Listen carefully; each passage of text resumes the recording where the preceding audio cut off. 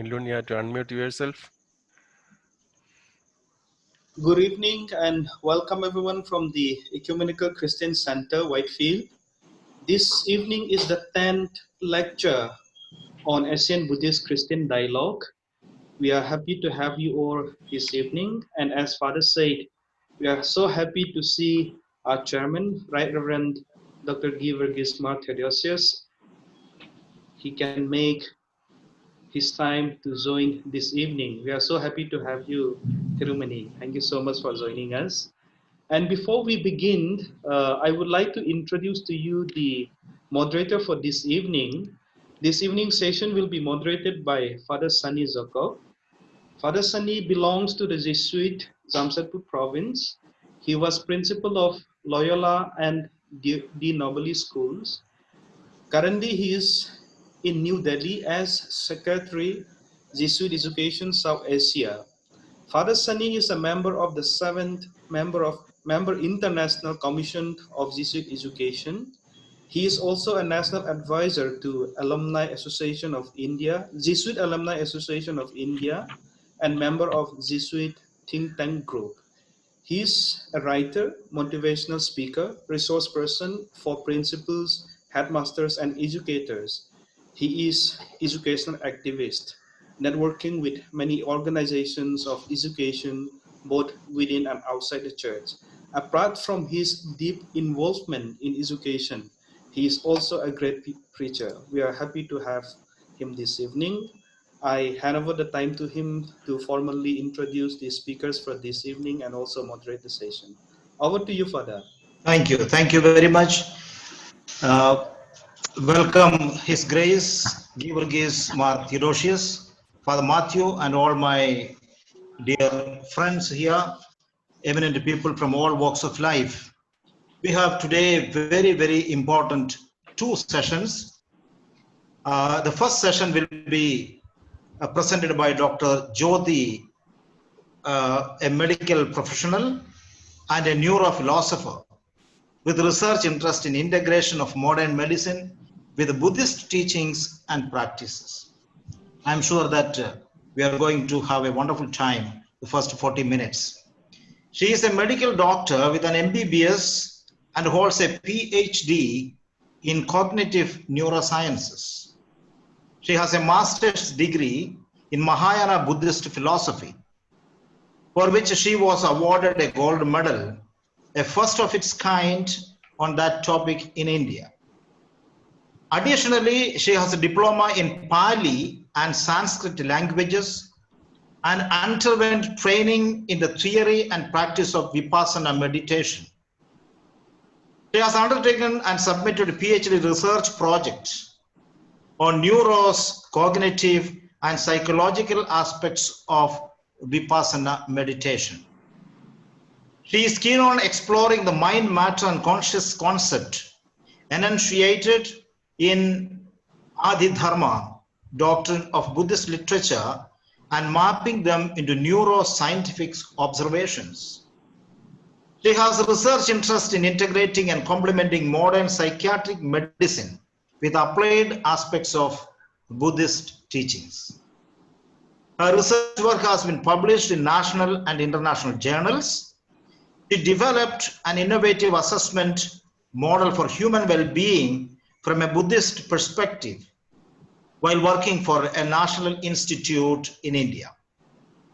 She has been an additional professor at a reputed university, that is in Bangalore, India, prior to moving to the USA.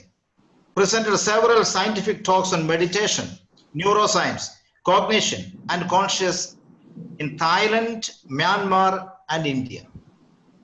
Currently, she is associated with the Tibetan Buddhist in the US as a neurophilosopher. I am sure we have a great scholar with us.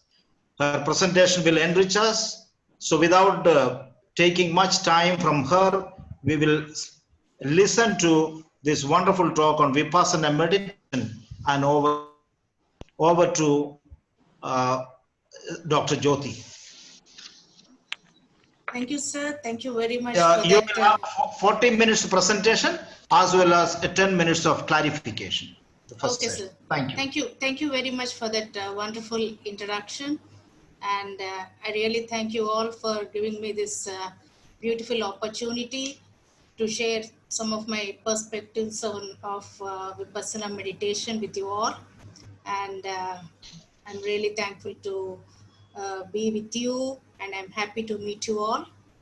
And hopefully you will get some idea about Vipassana meditation. And if you have any questions, you can post it on the chat window, which I can take it at a later point. So let me start with this talk today. So today's, should I just proceed, sir?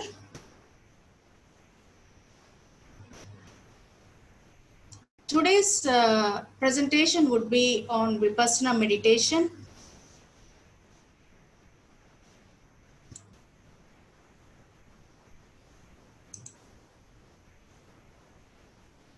So just give me a second to share the screen with you, sir.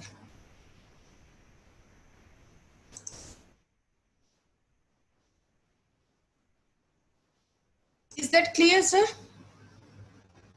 Yes, it is Hello? clear. It is clear. Okay. You can enlarge it full screen. Go to the Yeah, slide full screen. yeah, it's in the slideshow. Oh, one second. There is some switching that happened. One second, sir. Just give me a minute. Please, please.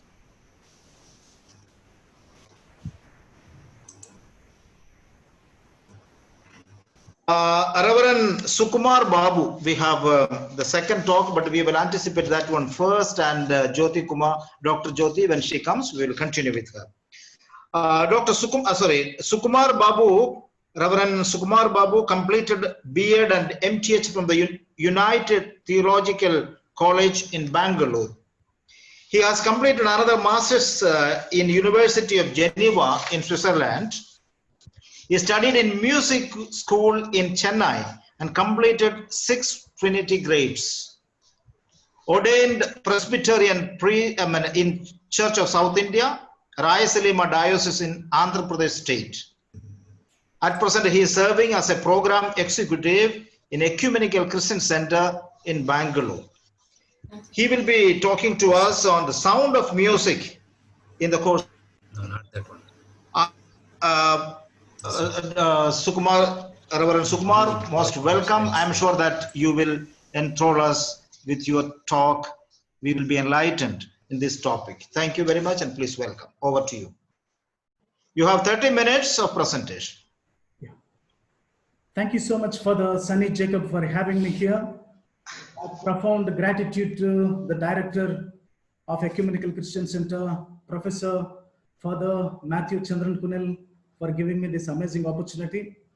I also thank Deputy Director Thangmenrun Wepe. I also recognize the presence of our Chairman of Ecumenical Christian Center, the Right Reverend Dr. His Grace Theodosius Tirumeni. I'm so delighted to present this paper to you. As the moderator, Father Sunny, has mentioned, I'll be speaking on the theme, the sound of music in the course of suffering. Let me share my screen. We will see PowerPoint now.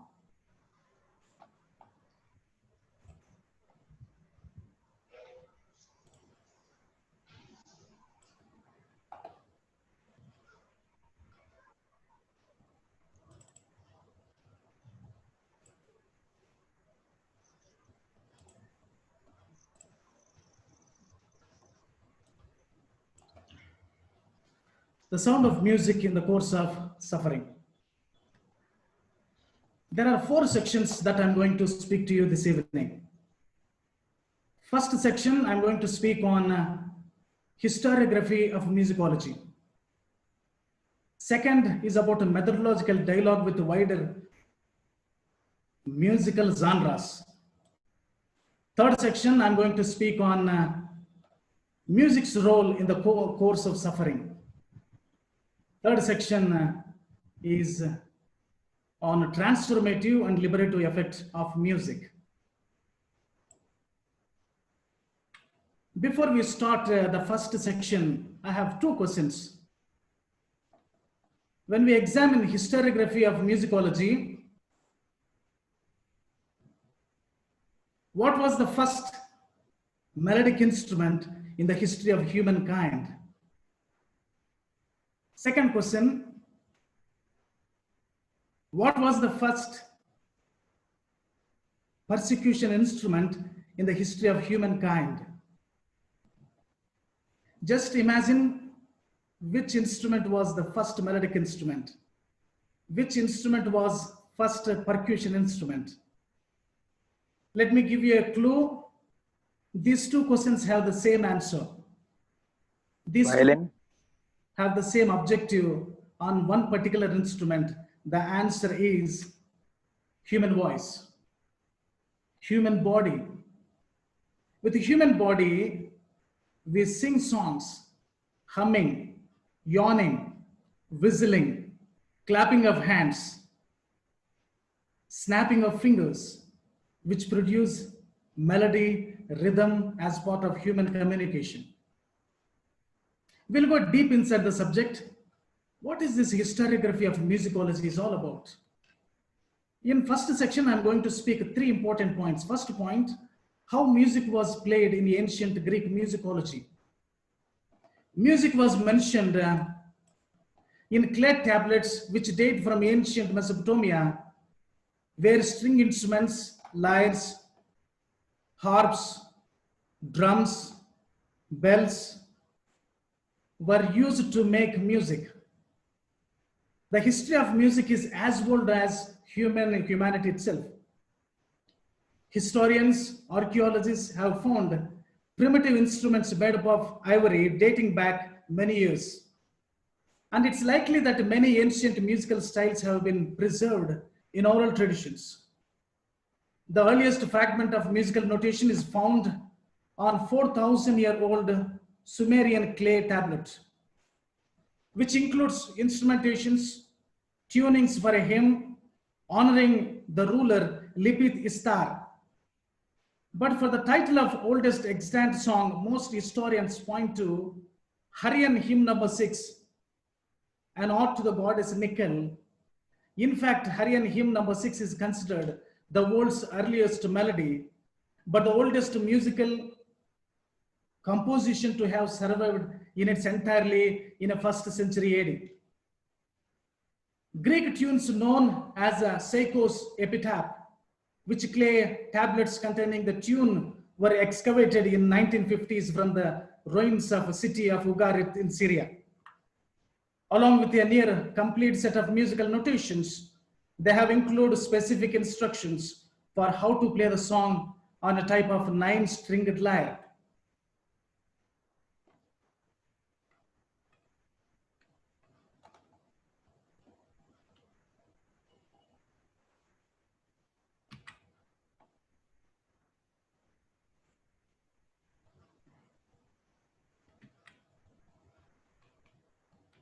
There are various historical theories about the time and place of music origin.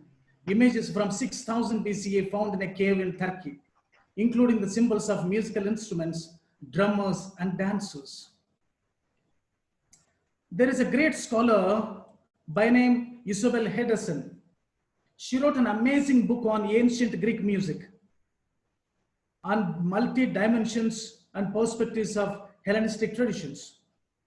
In Athens, 15th century BC, there was a classical tradition of music. Archaic and classical music was transmitted orally with words from one generation to another generation. We can see some of the historical writings, how they were portrayed about musicology in Greek traditions. Greek music accompanied poetry, drama forms like mimes, and Attilan Feats. It's a comedy play.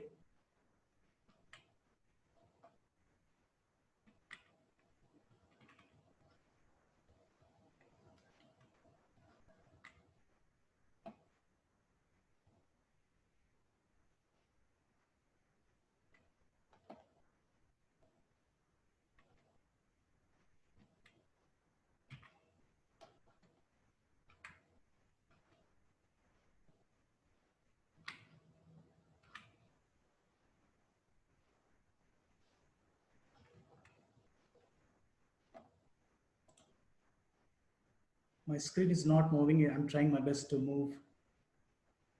My apology for the inconvenience. Yeah. Music was not only transmitted in great ancient editions from which the main body of Greek literature descends and incitable scholarship of Alexandria. That shows no awareness of musical paleography. Greek writers constantly quote literary texts, but in all their extant works, there is only one specific reference to a musical text. Traditions of harmonic science, there is a discipline called harmonics, which meant tuning or acoustic theory. Greek postulates were melodic and heterophonic and ignored harmony in our sense. The central problem of harmonic theory was proper division of musical space. Music, though practically ruled by the voice, was theoretically analyzed in terms of stretched string, which yields the words synothos for high pitch and slack low, the nomenclature of notes from plucking fingers and some basic features of the notation.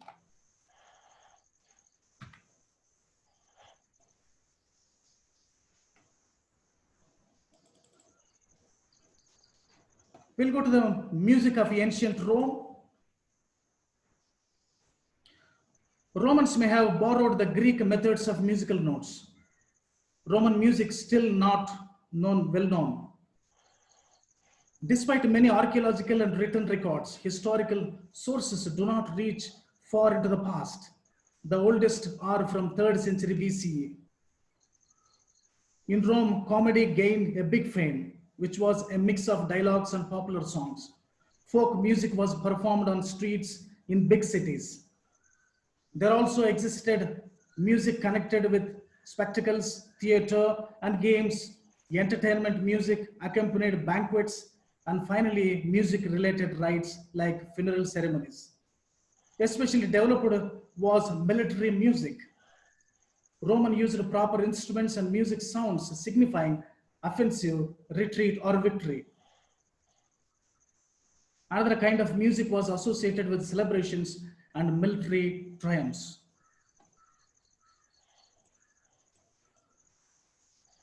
We'll see evolution of the pipe organ. Mosaic show instruments such as mix of pipes and organs.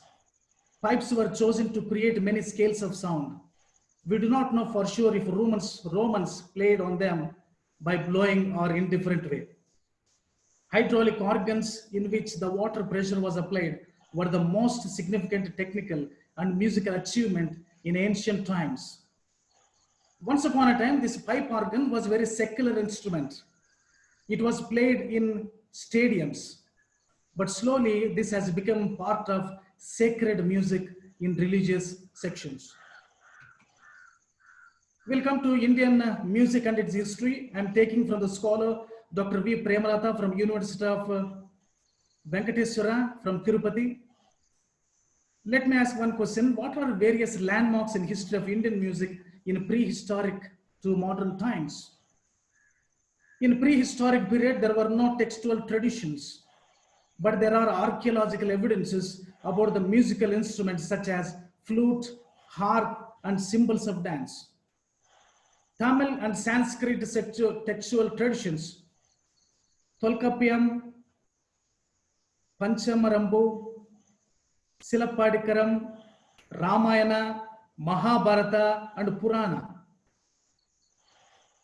Earliest, there were very rich resources, namely in Samaveda, which was both chanted and sung.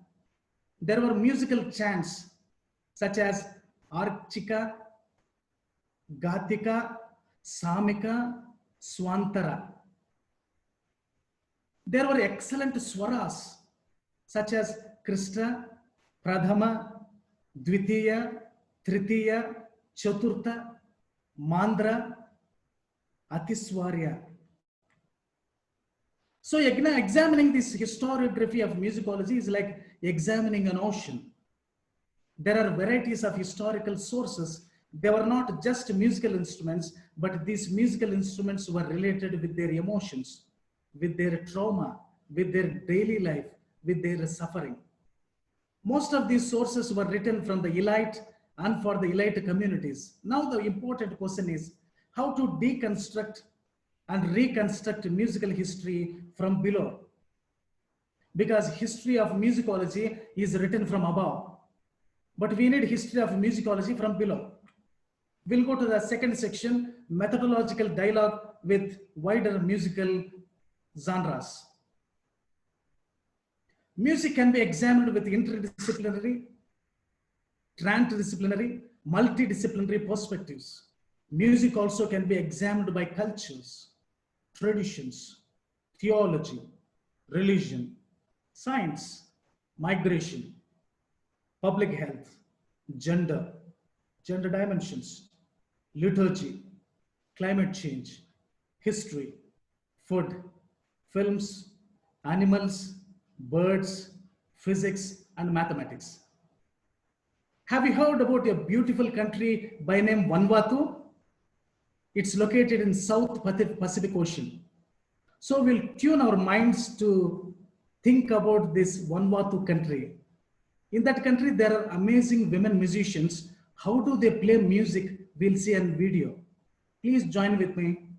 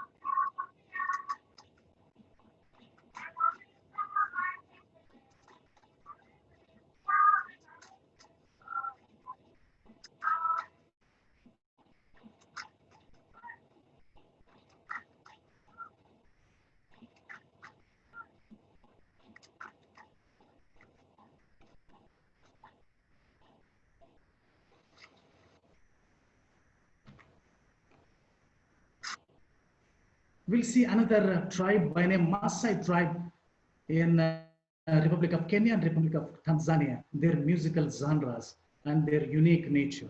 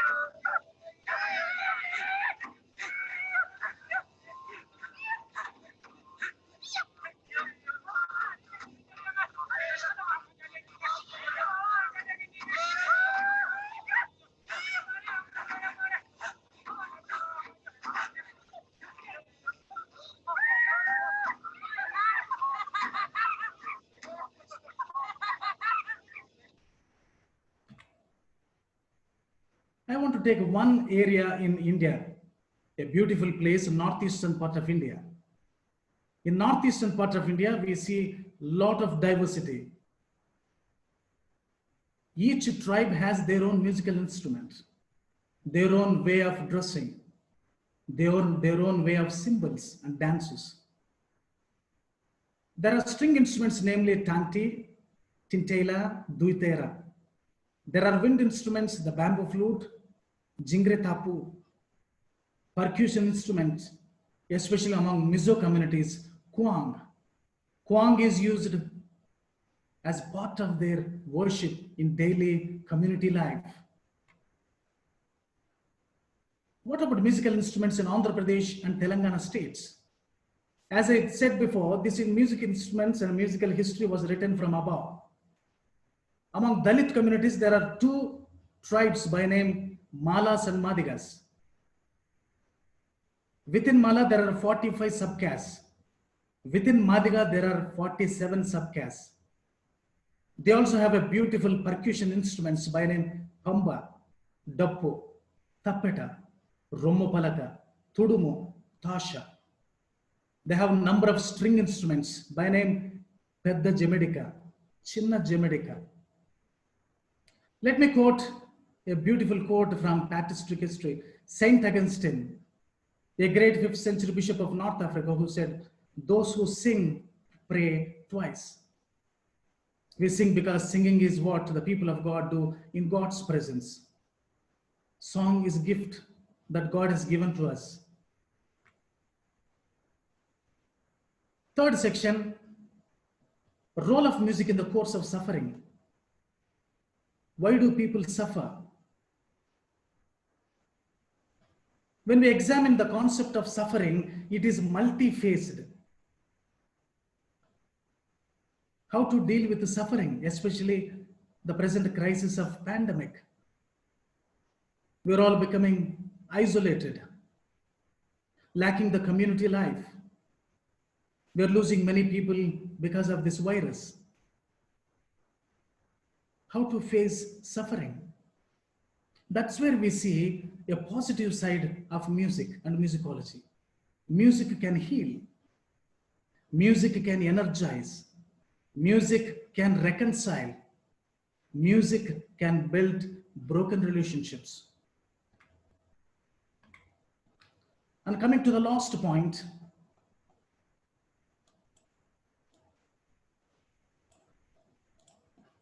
transformative and liberative effect of music.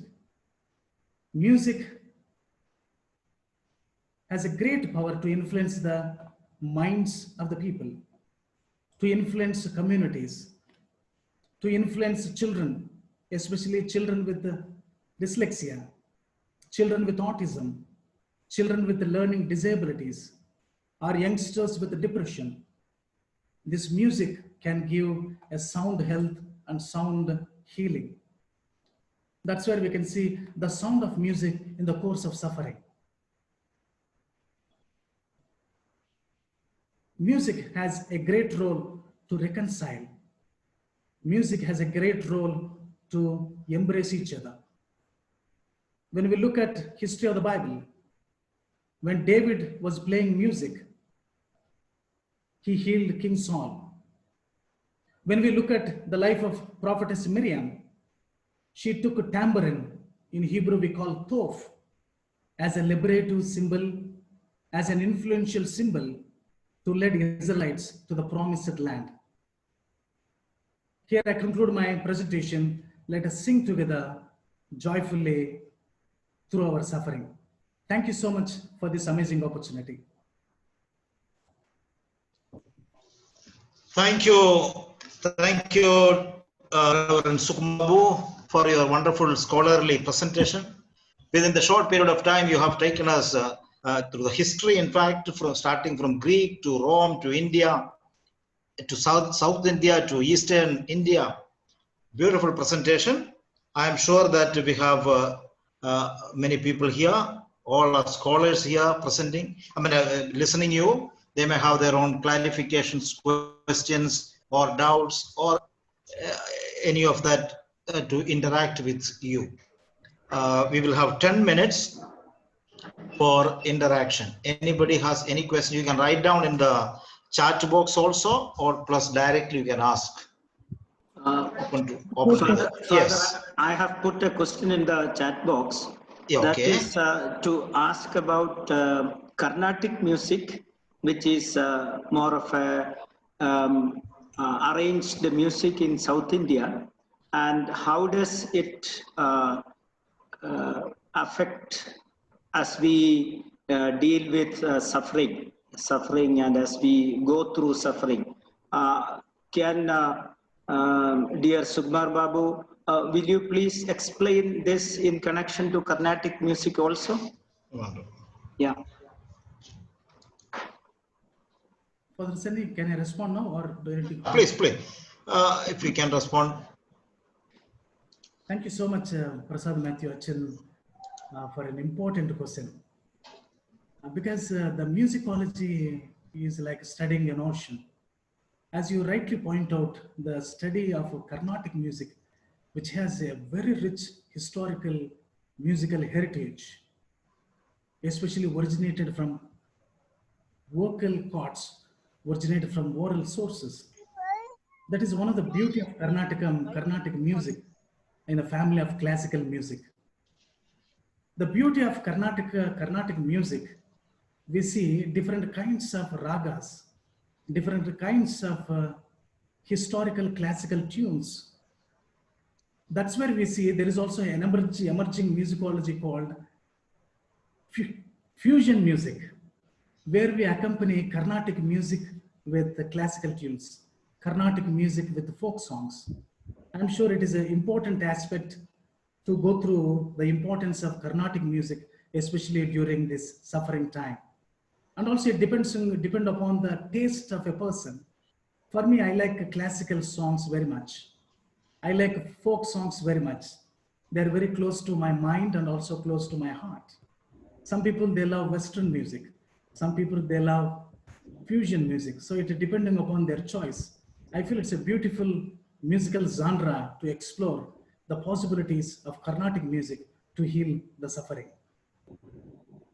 Thank you, Sukumar Babu. There is one, maybe a question, or you can, if you have anything to say, you can say. Yet another major omission from you is that the popular protests. Any comment? Sir, Father, can you please repeat, please? In the chat box, there is somebody has mentioned a comment is there that you have, there is an omission from you that about the protest singers of different cultures, protest singers. Yes. Any comment on that? Yes. I think thank you for the brilliant question. It is very important. When I read this musicology, I felt it's a keep on going. I don't know where to end. There is in research, there is a scope and limitation.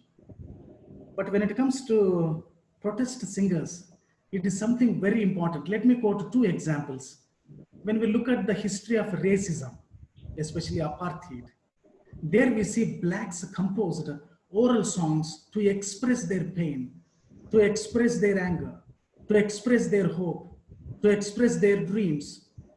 They composed folk songs and different tunes as a protest songs.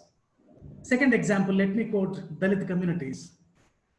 Dalit communities not only living in India and Southeast Asia, but also in 17th century, they went as an indentured labor system. They went to different parts of the world. For example, Fiji Islands. When Dalit communities went to Fiji Islands by ship, they also took their music. When they landed in Fiji Islands, Jamaica, Barbados, and different colonies of British, they composed these songs to protest their rights. In India, we see these songs have a great impact to express their hope and their opinions. It's very important. I'm sure it's very important to even to elaborate. Thank you for this question. I hope I answered you. Thank you. Thank you. There is another question also. Maybe if any more questions together we can. How classical music can heal the current pandemic due to COVID-19? Please elaborate this idea.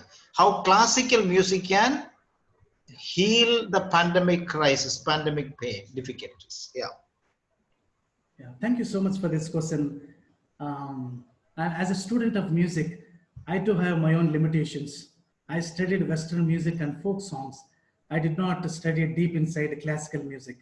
So I should not misguide you. But what I feel, classical music has a beauty of a musical genre. Classical music has a very rich historical heritage. For example, when we look at Tibetan spiritual songs, you can see in YouTube, you can see some of the meditation songs. They're composed through classical tunes. These classical tunes make impact not only to our hearts, but also to our minds. That whole tune continuously resonate whole day because of the rich composition of the historical composers. It's a very important aspect to go through this classical music. Classical musicology is also a ocean to explore. Thank you. Thank you. Very, very succinct answer you gave. Anybody else has any other question to ask him? Yes, yes. Yeah, who is that? Please ask. My name is Sherry Tang. I'm from Taiwan. I studied theology in Taiwan and also theology in Switzerland. I would like to ask some question. Is it okay? It's okay. Please ask. Okay. Thank you, Reverend Sukumar, for your excellent presentation on music. It's amazing. It's wonderful and excellent. My question is how gender discrimination is understood in musicology.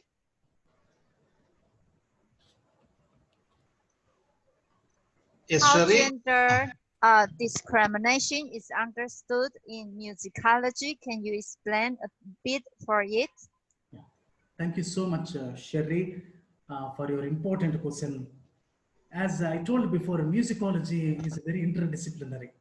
We can view musicology through poverty lens. We can view musicology through food lens. We can view musicology through economic lens. We can view musicology through historical lens. We can view musicology through political lens. We can view musicology through liturgical lens. So your question is viewing musicology from a gender lens. It is very important when we look at the historiography of musicology. There is a discipline called by name ethnomusicology. Music with its culture, music with its gender and traditions. As I told you, when we examine the historiography of musicology, there were mostly male-centered musicians. I agree, because of patriarchy. On the other side, when we look at the history of the Bible, we can see amazing female musicians. For example, I told before, one who played tambourine, Miriam. Tambourine played 16 times at different books in the Bible. The important thing is that tambourine was not a Jewish instrument. It was originated from Aramean tradition. It was never played in sacred places. It was never played in so-called holy temples. It was played only cultic dances. That instrument was held by Miriam, and she led the Israelites as a sign of a liberative symbol. So I feel it's important to redefine musicology from a gender lens. On the other side, when we look creatively and critically, there are also hidden women musicians in historiography. I hope I answered. Thank you. Thank you, Reverend Sukumar, for your wonderful presentation. I see a lot of comments saying appreciating you for your wonderful presentation on the musicology. Great to have you. I am sure that all of us had a wonderful time. Now we will move. Let us express our gratitude to him for his wonderful presentation by showing our hands to Reverend Sukumar. Thank you very much.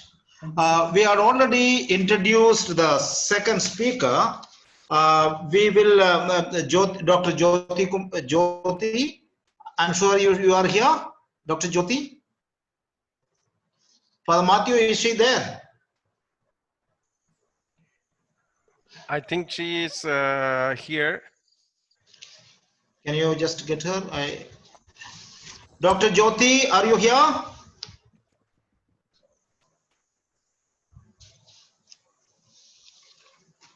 She was there.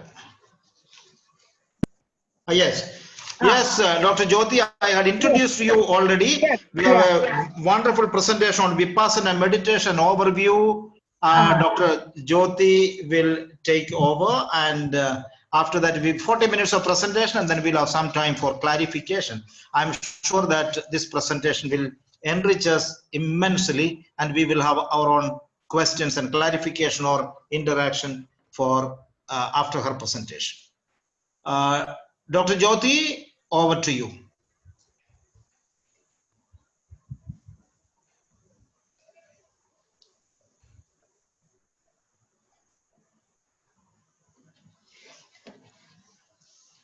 Kindly unmute yourself and start.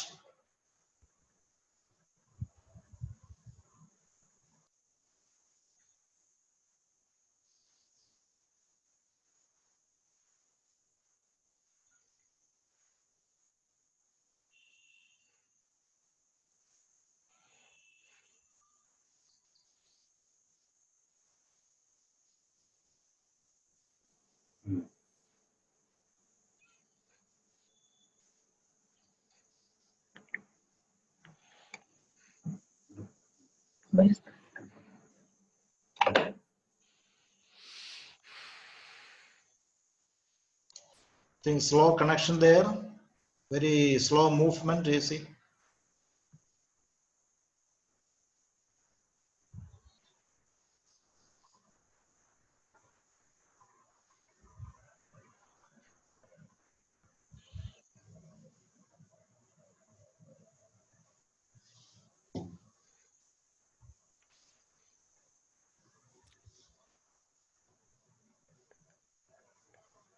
Jyoti, please unmute yourself. Jyoti, please unmute. Start speaking. Yes, it's open. Yes. Yeah. So can you hear? Yeah. It's getting. I have unmuted it, but automatically it's getting muted. Now it's okay. You continue, please. Yeah. Okay. Sorry for the trouble. I had a technical issue, and there was a power failure, and I switched to my phone, and I'll try to do my best.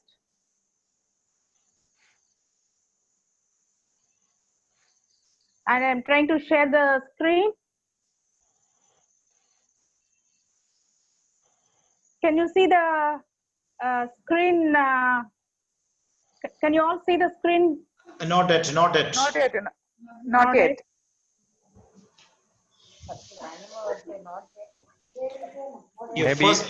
Maybe Jyoti, it is better that you don't worry about you go on speaking. I think last time also when you are on with the screen, the problem came. So maybe better that you go on. Now I'm using the phone, so I should be able to. Yes, it's coming. It's coming. Oh, you are from the telephone. It is okay. Yeah. Yes. Yes. Thank you. Go ahead. Oh. So, I'm going to the first. Okay. Can you hear me further now? Yes. Yes. Please go ahead. So my talk would be on Vipassana meditation. I'll give you a quick overview of what Vipassana meditation is, its philosophy, its neuroscience, and its clinical aspects. And in recent times, as you know, the interest in meditation has skyrocketed. And you know, the word meditation is buzzing all over. It's there in the social platforms. It's there in the family and private gatherings. It's there in the news. It's there in the workplaces. It's all over. So what is this meditation? So let's get a clarification on what Vipassana meditation is all about. And Vipassana meditation, it is buzzing across a variety of spectra. right from the scientists, from the celebrities, from the up to the business people, to teachers, to common man, to monk. So it is there across a wide range of spectra, and it is primarily it is as you see in this slide, you know, every section of the society is included.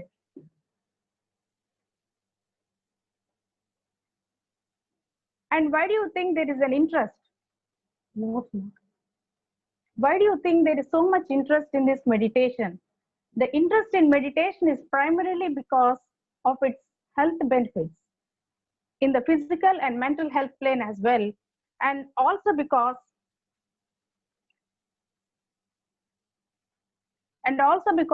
meditation is known to affect well-being, and well-being is not just a single entity. Well-being has got many different facets, many different dimensions, and meditation is known to have a lot of influence on many facets of well-being, including occupational, spiritual, financial, emotional, social. As the figure shows, there are different components of well-being, and meditation is known to have influence on many of these facets of well-being. And another important thing is that it has become the most important psychotherapeutic discipline that has been researched for well over a couple of decades, and it is also the most important discipline that has caught the attention of the neuroscientists during the past couple of years. So let us understand, let us see what this Vipassana meditation is all about. Vipassana, I should say, is a Pali word, and Vipassana Vipassana is a Sanskrit word, whereas Vipassana, as you see the spelling, there is a double S. It is a Pali word. Vipassana is etymologically V plus passati, means to see things in a special way. V, the connotation V always indicates speciality, something special. Passati means to see with a special eye, to see the reality not as it appears to be, but to see the reality as it is. Vipassana is a means, is given as a means to end suffering. I'm mostly going to use the word dukkha here. Dukkha, Vipassana is a means to end dukkha, not just to, you know, to pacify it superficially, but to end dukkha in its totality. Also, the importance of Vipassana is that it is the teaching given by the Buddha as expounded in the Pali canon. It is the experience of the Buddha himself, and it is the method adopted by him in the attainment of enlightenment.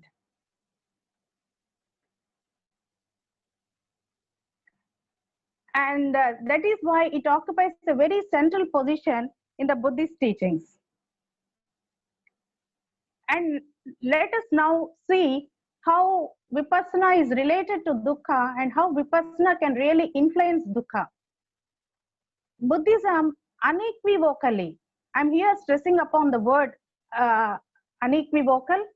Buddhism is not at all ambiguous about the importance of dukkha. It unequivocally states that life is dukkha.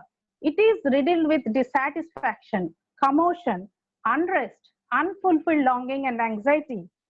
Vipassana, as you see in the figure, you know, it deals with dukkha primarily because dukkha is something that happens to all of us at some point or other. It touches us in our lives. It's like, you know, we are getting drifted along the stream of water like blindly, like a log of wood. We don't know how our journey is going to be, and we don't know where it's going to lead us to.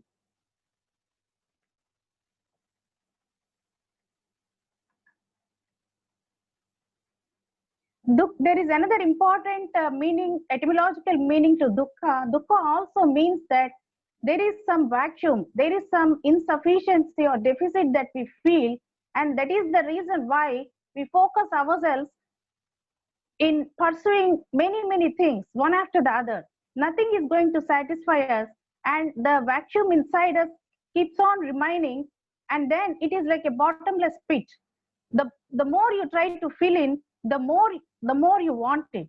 So it is something like an endless process that goes on, and it is not very easy to understand dukkha. A common man has got a tendency to avoid the word, the suffering, misery, or whatever you may call it. The common man has a tendency to avoid it, to deny it, to not to accept it.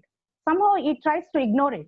So it requires some kind of insight to really understand the depth of dukkha. Generally it is said that there are 3 stages of comprehension based on the levels of insight that the person has gained.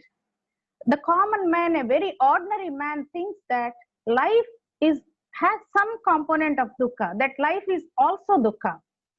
Because whenever he is touched by, some kind of difficulties like death, sickness, some problems associated with aging, association with, something that he doesn't want, dissociation with something that he really wants, whenever such difficulties strike him, then he feels the tinge, then he gets the jerk. So he doesn't really get to understand dukkha in its totality. There is a second stage of comprehension where this man, I'm sorry, when I mean a man, it's just out of a habit. It's not that I'm gender based, it's just out of habit. Please excuse me for that. So at the second stage, life, when a person with a little higher levels of insight understands that life is predominantly dukkha, it is because he doesn't deny that there is no happiness, he doesn't deny that there are no pleasures, but he understands that these pleasures or happiness that he comes across are going to be transient. They're not going to last long. So he has that insight, and he considers those pleasures and happiness as negligible. He has a wish to escape from this cycle of, the transitoriness, the impermanence, and he wishes to escape from that, but he really doesn't escape. He's there as one among us in the society. But there is a third stage of comprehension, and this is generally reserved for a saint. The full import of dukkha is generally understood only by a saint. So where the saint thinks this body, this aggregate of this mind and matter, is like carrying a dead body hung over one's shoulders. So the full import of dukkha is only reserved and understood completely only by a sage. So let us see what this dukkha is all about. Dukkha is a conflict between our desires and facts.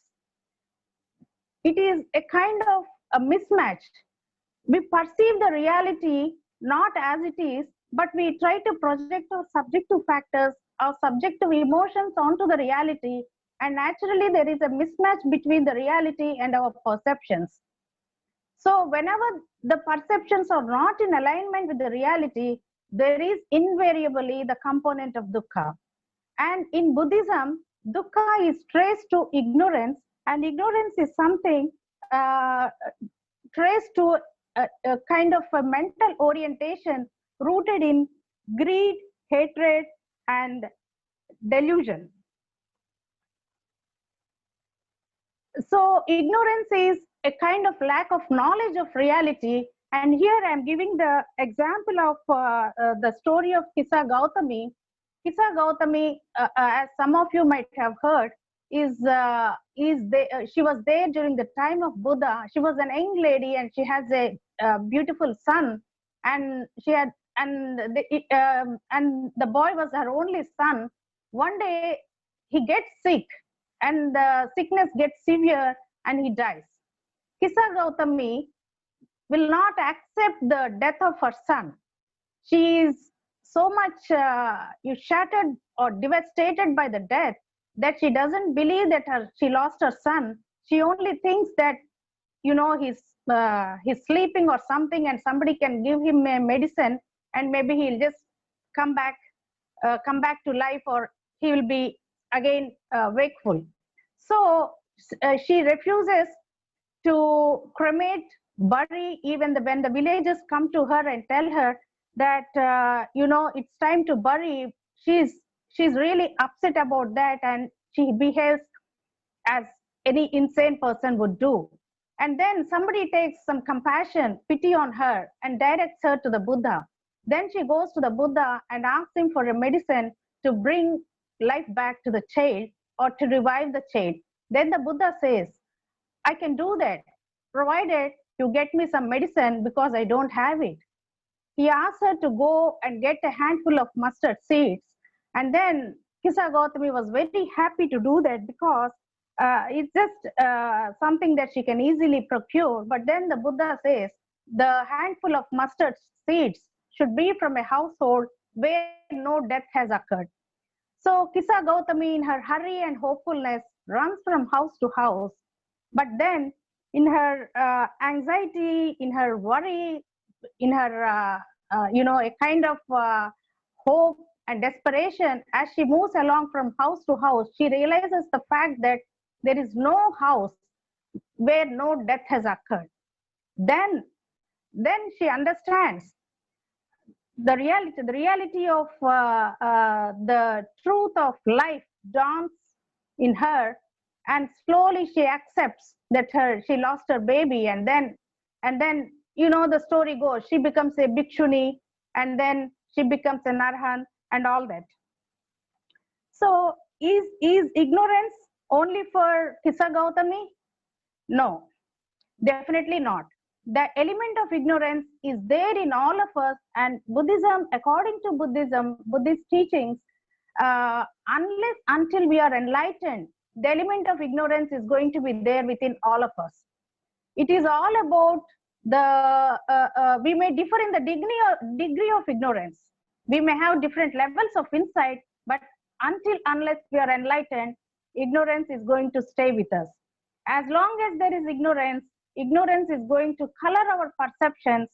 Subjective factors like emotions, memories, selfishness, attachment, they're all going to color our experiences, our experience of the worldly phenomena.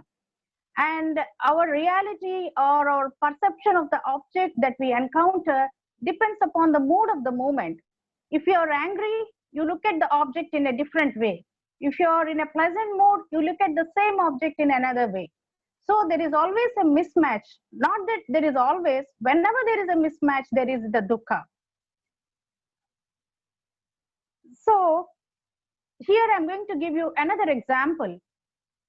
There is something, you know, somebody sees a coiled thing, and in arrogance, if the person is arrogant, and let's say this the coiled thing is there in you know, in little darkness, if the person is arrogant, he can take a snake to be a rope, and then he is into trouble. And then if a person is in fear, he can take the coiled thing, which is actually a rope, to be a snake. These are all the reactions that are coming from within.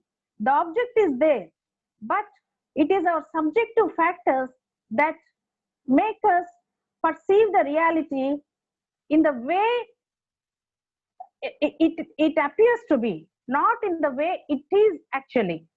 So Vipassana here is a way to get closer to the truth.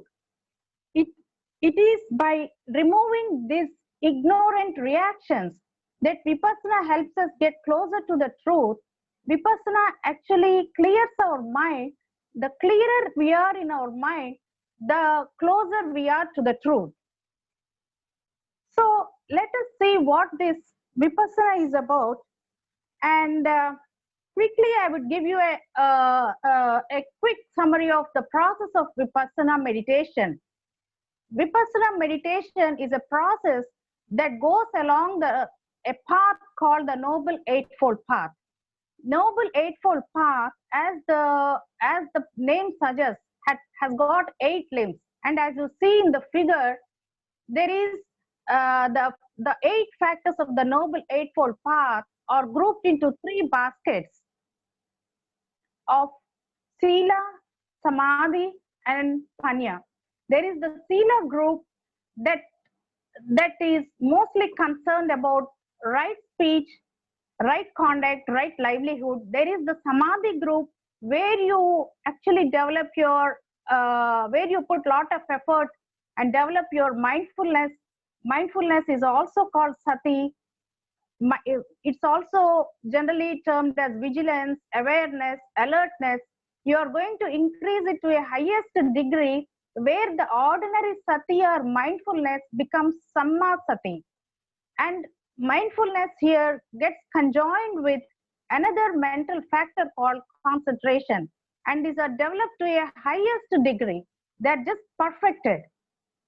Only when they are perfected, the meditation, the practitioner will move to the next stage where he develops the right view or the insight, the ability to look at the reality as it is.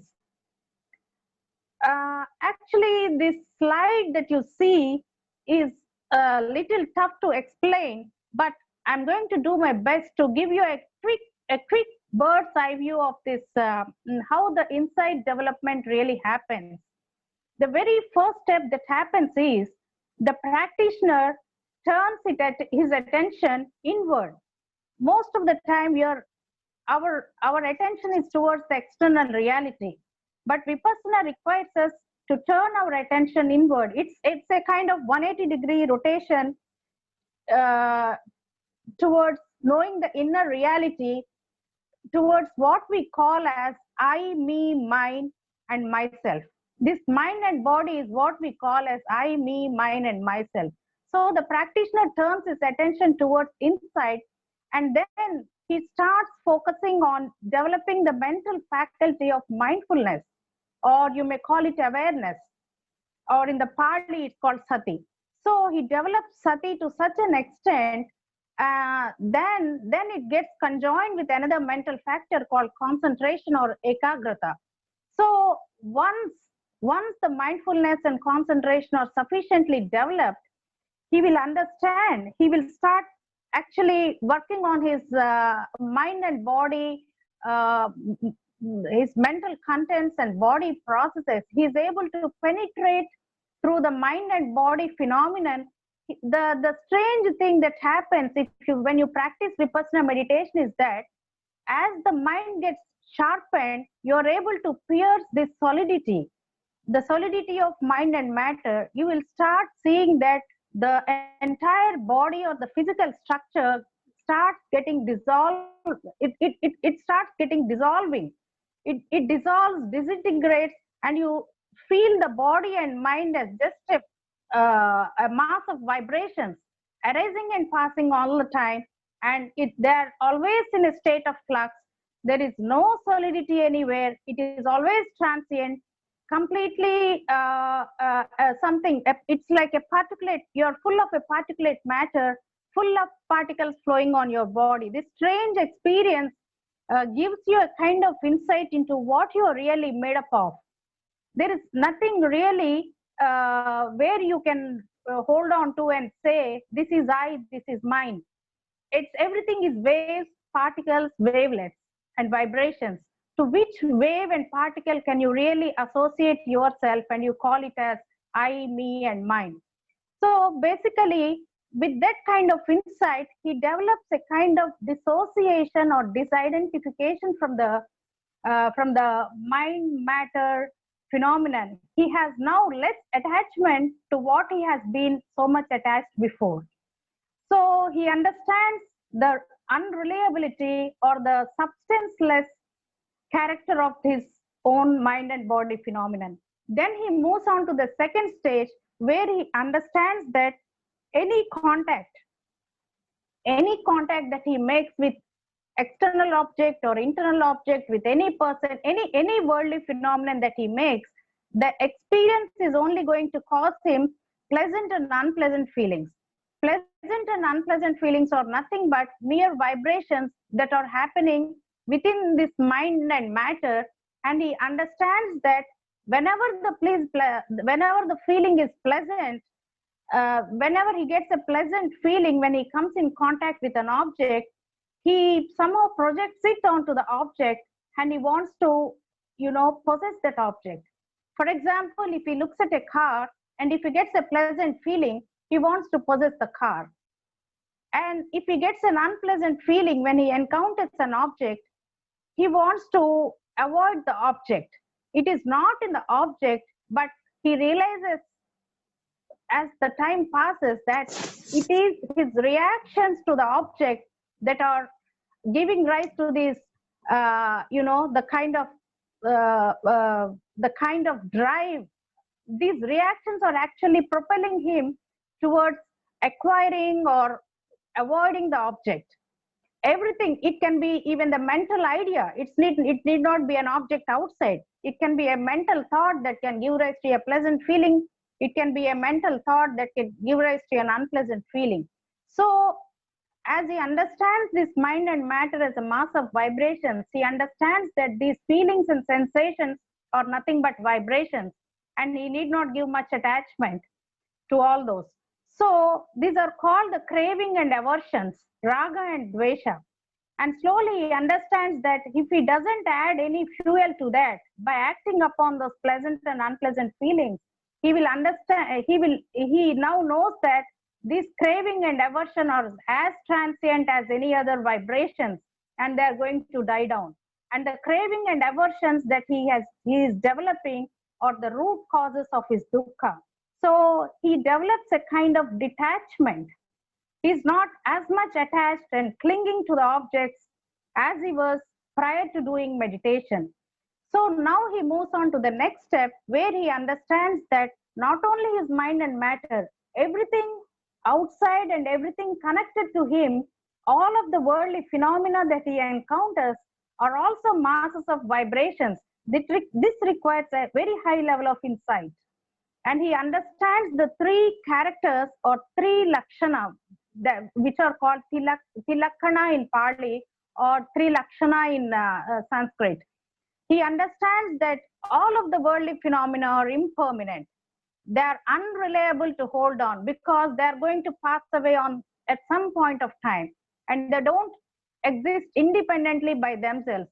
They themselves are dependent on other factors which support their existence. So there is no point clinging to them. He understands that because of their very nature of impermanence, this clinging is dukkha.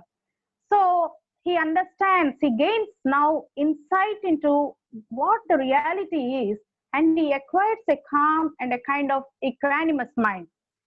So now let us go back to the same example where he looks at the rope, but now with not any colored glasses, now not with arrogance, now not with fear. He just looks at the coiled thing. If it is a rope, he sees rope as a rope. He sees now the coiled thing in the light of knowledge, in the light of wisdom. He develops a kind of lens that is in alignment with the reality and is not colored anymore. He sees rope as a rope, snake as a snake, and he acts appropriately as he should act. He doesn't react anymore. So let us come to until now I have just covered quickly the philosophical points. Let us now move on to the neuroscientific discussion. Primarily, the three mechanisms are happening here. First of all, the individual, the practitioner of Vipassana meditation is decentering or disidentifying himself from the worldly phenomena and from himself as well. This means that he's not getting attached or clinging to anything. He's taking a kind of a witness stance. He is also at the same time getting detached and not grieving about losing anything, and not happy about acquiring anything. He is very much balanced. Now he perceives the reality in the light of its three marks, as I said before, the three lakshana, which are impermanence, the substanceless or unreliability of the objects, and the craving and aversion, these own reactions that give rise to dukkha, the dissatisfactoriness that is associated with, all of these worldly phenomena. So this attitude is totally transformative, and this brings in changes in his brain mechanisms. So this is called neuroplasticity. We have lot of, for more than a couple of decades, there's a lot of work that has been going on in this neuroscience research, and trying to understand the beneficial aspects of Vipassana meditation. And here there is a term called plasticity. It is called the neuroplasticity or the brain plasticity. Plasticity means malleability, the ability to change. The adult brain is not entirely hardwired. Previously, until 1960s, the scientists believed that whatever we learn, whatever new things that we acquire happen only during infancy, childhood, and early adulthood. And after that, the brain changes are more or less going to remain constant, and the brain is not going to change much. But then there is a revolutionary breakthrough after 1960s, and scientists started understanding that brain is very much moldable like any other organ. So, or more than any other organ in the body. And this malleability happens throughout an individual's life. It molds itself according to the experience that is given to it. So the meditative experience is actually altering the cognitive mechanisms of the brain. Here, the cognitive mechanisms are mainly altered because he is now changing his attitude totally. He is now decentering himself. He is bringing down the I-ness and mine and myself, which have been predominant in his life, and these are going to alter his cognitive and information processing mechanisms of the brain. And when he is also not very much attached to things, this is going to regulate his emotional behavior. Overall, his consciousness and conscious mental states are going to change, and this is going to have an impact on his well-being. So I want to quickly give you an idea about how the studies really happen in the neuroscientific field.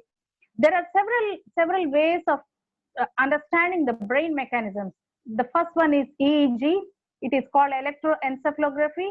The other one is to understand the heart rate variability, HRV, blood pressure, what happens when the meditation process is going on, how the meditator reacts, the chemistry of the meditator, how it changes, is made by hormonal and biochemical assessments.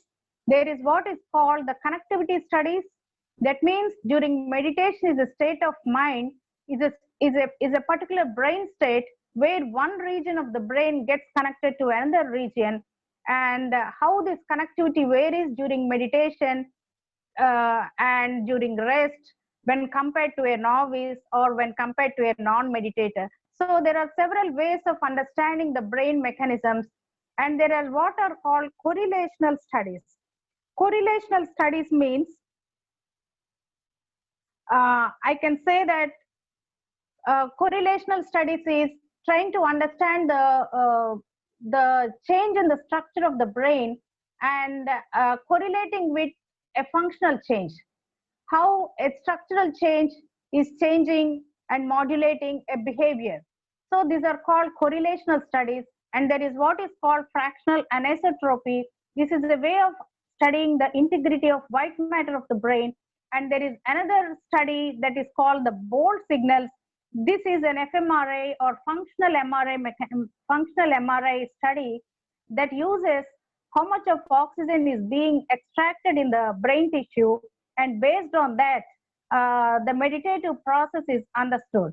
There is again what is called the arterial spin labeling. This measures the cerebral blood flow, and there are many psychological assessments that are carried out to understand the subjective reports, to understand what the meditator feels about meditation.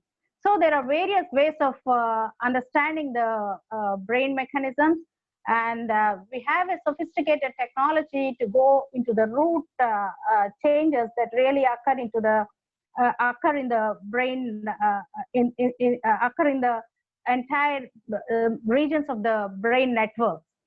So let us move on to this next slide. Unfortunately, because I'm using my phone, I can't. And I'll try to cover it, in as simple terms as possible.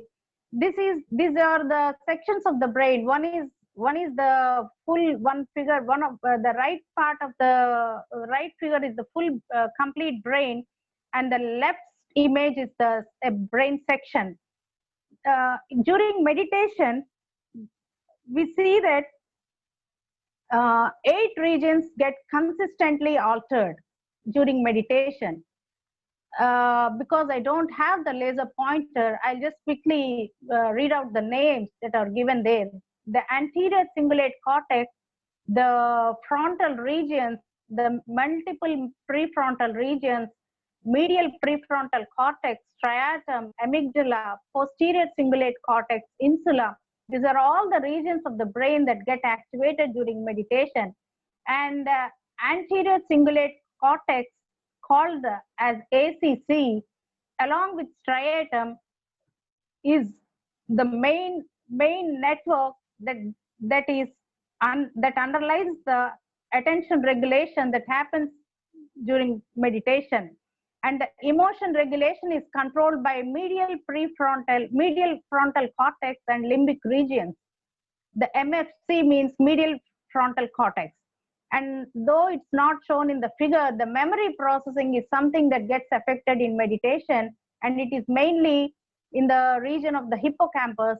And the self-awareness, or the body and the mind awareness that the meditator develops, is mediated by insula, medial frontal cortex, and PCC means posterior cingulate cortex.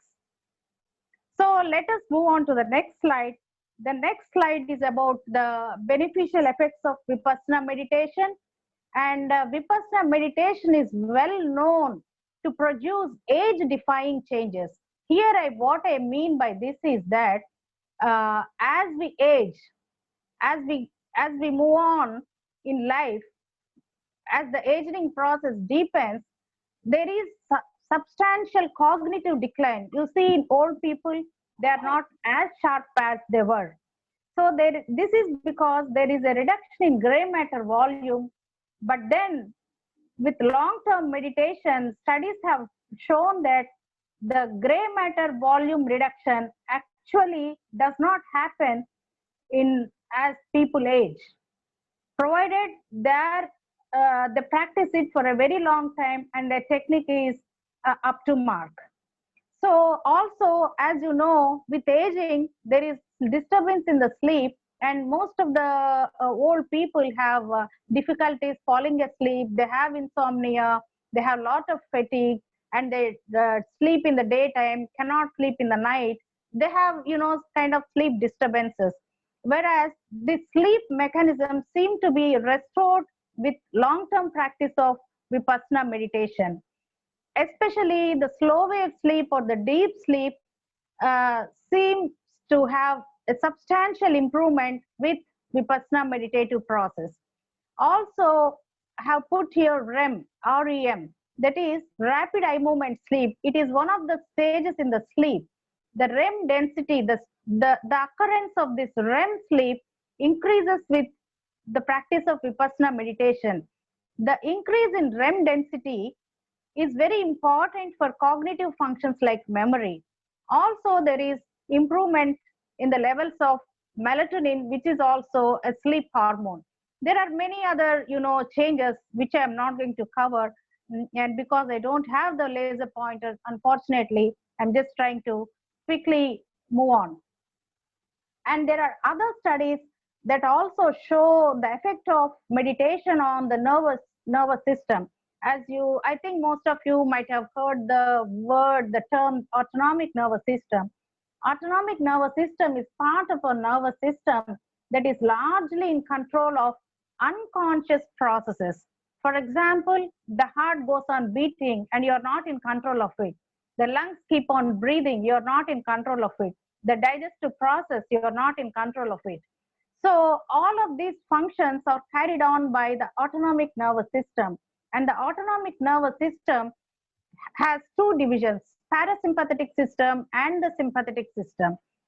So with Vipassana meditation, what the researchers have observed is there is a balance, this balance of parasympathetic and sympathetic balance gets tilted towards parasympathetic predominance. Parasympathetic system is also called as a dampening system. As you can see in the slide, the heart actually beats slowly. The lungs take, the respiratory rate actually comes down. So parasympathetic system is called an inhibitory system or a restful system, whereas sympathetic system is a quick response system and is also called a fight and flight response system. It is actually the parasympathetic predominance that actually give rise to the calming effects of meditation. So I want to show you this slide where we have taken an EEG, and this study happened at NIMHANS. So the first segment, the upper segment of EEG is that of a novice, and the bottom segment of EEG means electroencephalography. Just like you take an ECG of a heart, you can take the EEG of the brain. So the electrical and brain activity that goes on can be studied by EEG. Here you can see the wave differences in the wave pattern between the novice and the teacher. The density of the waves is thicker in the teacher, and you see that when you analyze, these are the alpha and theta components. The alpha and theta components predominate in a Vipassana practitioner. Teacher here means Vipassana teacher.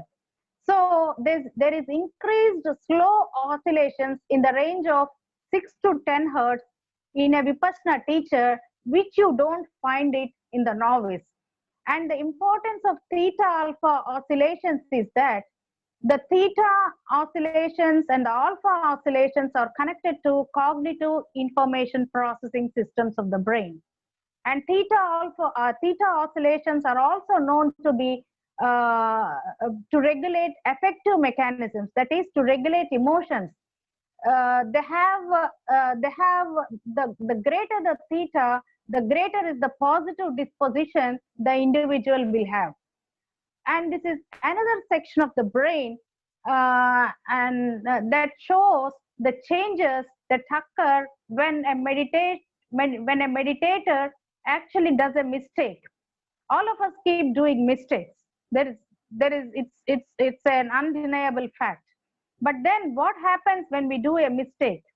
This is something that is recorded in less than 60 milliseconds. What happens when a mistake has occurred? So when you see the last vertical portion, you see the third row. In the last vertical portion, there is the base of the brain. There is so much of redness. It tells about the activity or the awareness that the meditator has got the moment he does a mistake. Whereas in the first row, the last brain, the basal part of the brain in the first row shows that there is absolutely no activity. That means the novice is not aware of the mistake he has committed while performing the cognitive task in the lab.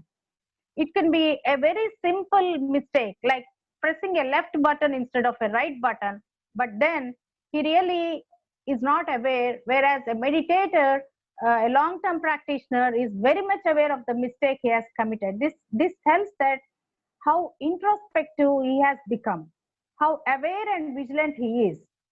So this is something, a very interesting phenomenon that we have observed.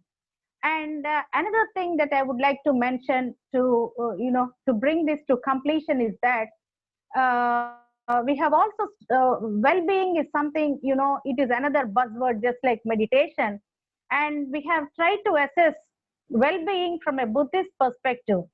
According to Buddhism, well-being is Buddhist tradition emphasizes upon the cultivation of a kind of well-being of a that is not contingent upon external factors or internal factors. You may be affluent, you may be non-affluent, you may be physically healthy, you may not be physically healthy, but well-being is something that should not get disturbed by whatever happens outside or inside. So this is the kind of well-being that the Buddhist tradition emphasizes, and we have studied this well-being using a questionnaire, a well-being survey questionnaire that has been we have actually prepared a questionnaire based on the Buddhist tradition, and we have and as the figure shows, we have included factors like generosity, jealousy, restraint in conduct, stinginess, patience, anger. Buddhism talks about wholesome and unwholesome qualities. The more wholesome qualities you have, the better is going to be your well-being. The more unwholesome your qualities are, the more you are going to feel unhappy about it.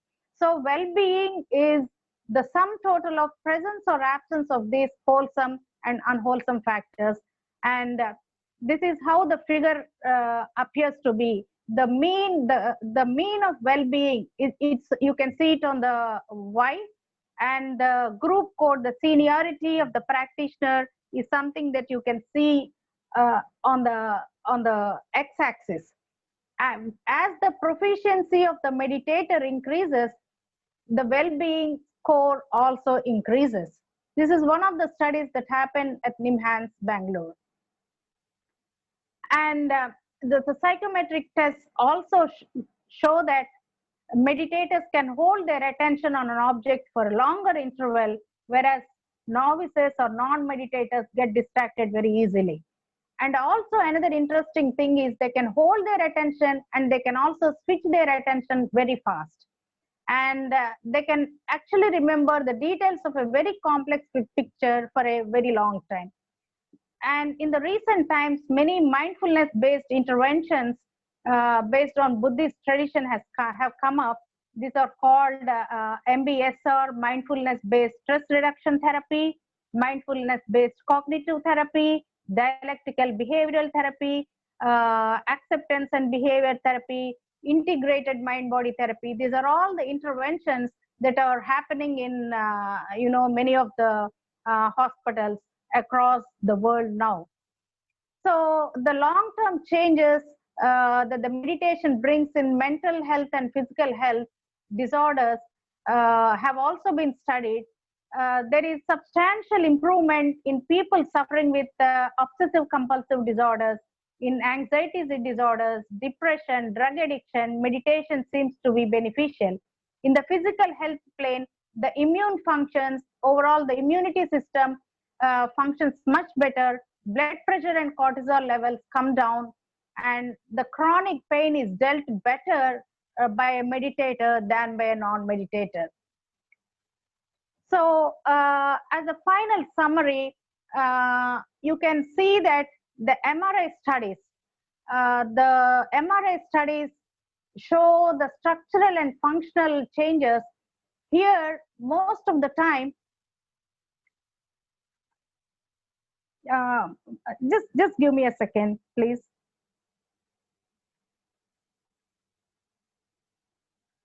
Several MRI studies have shown that anterior cingulate cortex, which is has been most consistently getting activated whenever the meditation processes are studied. It is because it is very much connected to attention regulation, and anterior cingulate cortex along with frontoinsular cortex actually is in control of the executive control. It increases attention regulation and improves the self-monitoring mechanisms.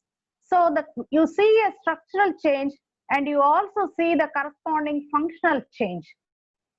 And there is MRI studies have also shown reduced activity in DMN. DMN is default mode network.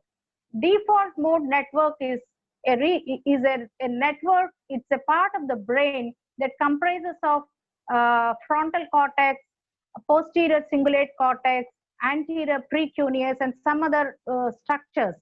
So the importance of DMN is that in a non-meditator, most of the time when we are idle, when we are not involved in any work, the mind has the tendency, or the brain has a tendency to just wander around itself. It thinks about itself. The I becomes the self-referential point. So in meditators, the activity of the default mode network changes, and the self-referential processing suggestive of I, mine, and me is less with long-term practitioners of Vipassana meditation. Also, you can see that there is an increase in prefrontal, there is the strengthening of prefrontal network, and there is a deactivation of the limbic structures like amygdala. As the prefrontal network is associated with reasoning, with intellectualization, with the analytical mechanisms, all of these investigative activities that we do are all attributed to the prefrontal cortex.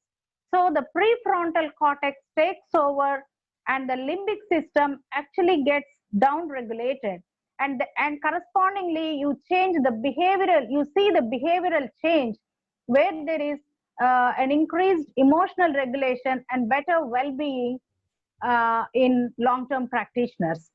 Thank you very much, Ma. So this is the last slide, sir, and this is the overall summary, and probably I think I have exceeded the time.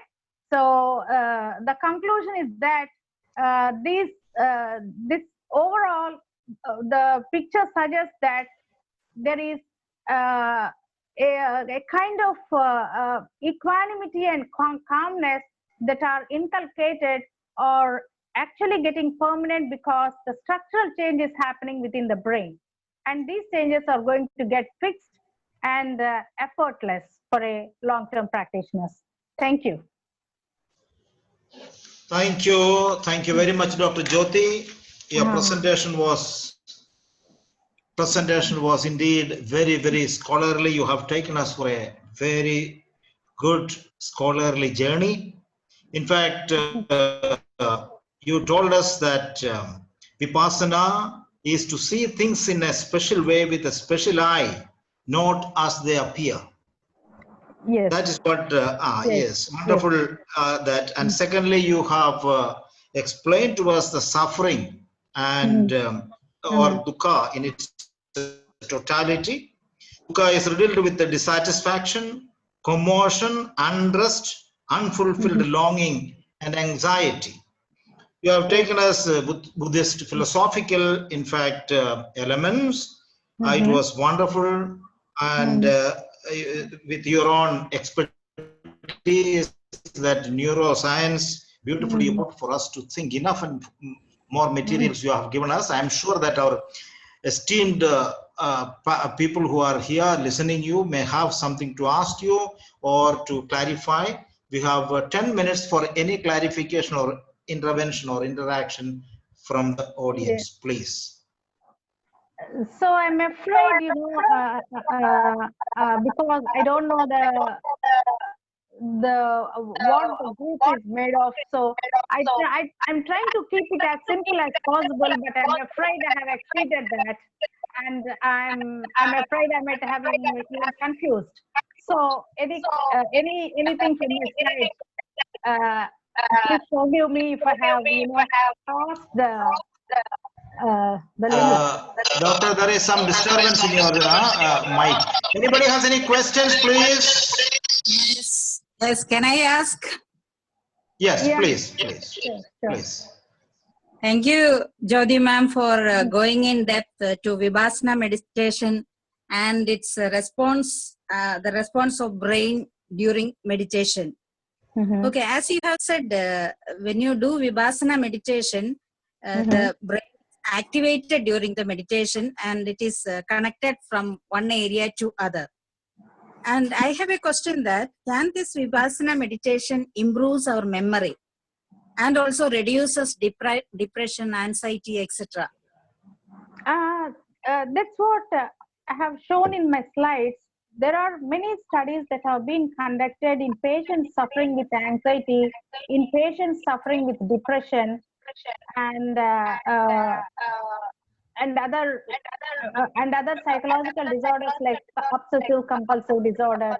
So the studies have shown that meditation improves anxiety, it improves depression, because it goes to the root causes of why a person is getting depressed in the first place. Similarly, it goes to the root cause of why a person is getting anxious in the first place. So anxiety and depression are not coming from outside. So, but the meditator will take time to really. Are you able to listen? Is my voice Yes, clear, yeah. sir? Is Yeah. my voice clear? Okay. Clear, ma'am. Yeah, the problem is we think somebody has hurt us and that's why I'm depressed. As long as we think that outside object is the cause of our problem, we are not going to come out of it. Only when we turn inward and understand that our reactions to the external environment or the problem, then we'll be able to overcome our problem. It can be anxiety, it can be depression, it can be anything, any element. The other thing is, the other question that you asked me is memory. Hippocampus is the structure that is connected to memory.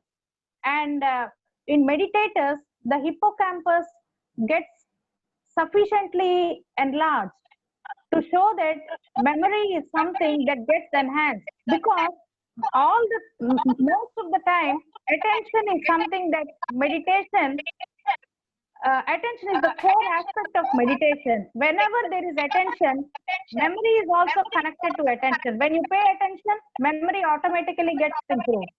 When you are not attending to something, your memory is not going to be that strong.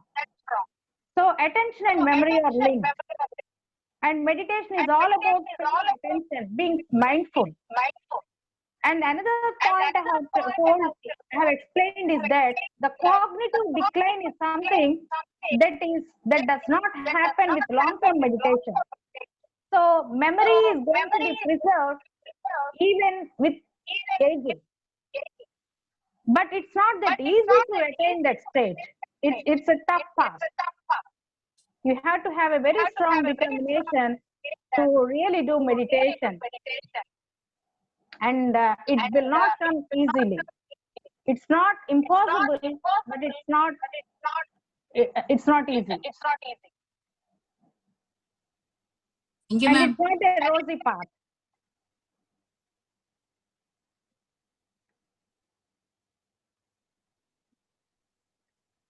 Hello? Thank you. Yeah, ma'am. Thank Okay, you. great. Hopefully this answers your question. Yeah. Thank you very much. Or Sunny, you have to unmute Yeah, yourself. any other question, please? Thank you, Dr. Mini. Yes, I have a question. Yes, Father. Thank you very much, Dr. Jyoti, for this wonderful and splendid presentation. And you have studied medical science and also PhD in neuroscience. And also you studied the Vipassana meditation and also the Buddhist. So there is in Sattva Charyavadara of Shantideva of the 8th century, he speaks about 80 forms of anger. And the whole book is about the transformation of the person. So what do you think that the Vipassana meditation is just to transform and eliminate whatever be the psychological and maybe the spiritual illnesses, and to transform the person into a greater qualified person? Is that? Yes, sir. That is the essence. So in whatever stage you are, it's going to lift you up from that stage. So there are different kinds of personalities mentioned in the Buddhist texts, and transformation is something that happens with and Buddhism is all about experiencing, not just intellectualizing. So reading text, reading literature is not going to take us anywhere. It's going to give us knowledge to walk on the path correctly. It will help us not to deviate from the path, the intellectual knowledge. But unless we walk, we'll not get the benefit of it. So whatever you have mentioned, the kinds of anger, the different personalities that are mentioned, all the transformation can happen only when one starts meditating. So only with experience of meditation, only when one understands what is happening within his mind-body framework, can he really change. Thank you. So this is all. This is not just a speculative. Why? There are many people who asked me, "You are in a medical field and you are doing an MA," and then the only answer I got was that I didn't really look at Buddhism as something religious, something and all that. I only found medicine in that, because it is giving us a long-term sustained solution to our problems. The problems are not coming from outside. Even while I was doing my 3rd year, 4th year medicine, if something goes wrong, I used to blame the external condition for my inner disturbance. But slowly, once my father put me in that meditation center, I realized that it's not the problem from outside, it's my reactions to the outside situations that is giving me trouble. So it's all arising from within us. So we'll be able to actually deal with it better. When something is external, we'll not be able to deal with it. But when something is from within us, we'll be able to deal with it better. We just don't know the guidelines. And now that Vipassana is getting more popular, now we understand that there is a way to come out of our problems. It's not that somebody has a chronic disease, it doesn't just go away. But the person will know the way to deal with it. His well-being or state of mind is not going to get disturbed. Good. Dr. Jyoti, we have so many other questions. I will give you one questions put together. You can answer briefly. Sure. That much only time we have, isn't it, for the Matthew? Yes. The question is this: you can see in the chat box there are two smaller questions. One is, ma'am, I see there is meditation. There is meditation linked with yoga. How Vipassana is different from this? That's one. If you can answer both together. Second one is, I want to know, how do we have balance between dukkha and sukha? These are the two questions came. Please briefly answer. First thing I would take is the meditation and yoga, the difference you asked me. At a very high level, meditation and yoga are not different. Meditation, the word for meditation in Indian terms is dhyana. So yoga, dhyana, yoga also means union. So here dhyana, yoga will bring you to the dhyanic state, or dhyana will bring you to the yogic state. So the physical yoga asanas that you see or a way to improve your inner balance, concentration, mindfulness and all. But then they're also going to improve your physical health and mental health. But dhyana, as far as I know, ultimately dhyana and yoga, I'm not a real great expert in that, but I see dhyana to be, you know, the stage that you have to reach finally. So because Buddhist tradition differs from the Brahmanical tradition, yoga is from the word yoga is from the Brahmanical tradition, and whereas dhyana is from the Buddhist tradition, I think yoga will finally lead you to dhyana, and ultimately they culminate in the same destination. Thank you. And the other thing, dukkha and sukha, a person who has really transcended will not feel any difference between them. He sees dukkha as dukkha, he sees sukha as sukha. When there is sukha, he doesn't get elevated. When there is dukkha, he doesn't get depressed. He takes it as part of the existence. There is a word in Buddhism called conditionedness, conditionality. We are programmed because we have a body. There are difficulties and ailments that arise. It is also sukha. So a person tries to, will not react to dukkha, will not react to sukha also. He takes them evenly. That is why it is called equanimity. The person is equanimous to both dukkha and sukha. Thank you. Thank you, Dr. Jyoti. I am sure that you have plenty of things to share from your own experiences, also your studies. Very enlightening to listen. I think it is time, isn't it, Father Matthew? Yes, I think it is. It's already 8:30 going to be. Yes. I think I'll just conclude with one of my friends from Andhra Pradesh, Father Maria Prasad Warangal, just sent me a poem, a small poem from Buddhist tradition. It goes, and I will conclude with that. Please allow me to see. It says, may you be in peace, may your heart remain open, may you be safe, may you be free from fear, anger, jealousy, hatred, guilt. May you be happy, may you be healed and whole, may you be filled with loving kindness, may you awaken to the light which is your true nature, may your spirits soar high, and may you always have the courage to follow the truth. May you be a source of healing for all beings. May all your aspirations be filled with goodness prevail. May every being on earth and peace and happiness, shelter and refuge. Don't let anybody tell you that it can be done. Especially in the coronavirus, this crisis period, I think this is a great, wonderful prayer for all of us to take at heart. Yes. Thank you very much, both the speakers. It was wonderful to be with you, to listen to your very enlightening talks. Thank you very much. Let us, Dr. Jyoti, let's all wish her all the best and say thank you. Over to Father Matthew. Thank you very much. Yes, Minlun, please. Yeah, once again, we would like to thank both the presenters for this evening for such an in-depth and insightful presentations.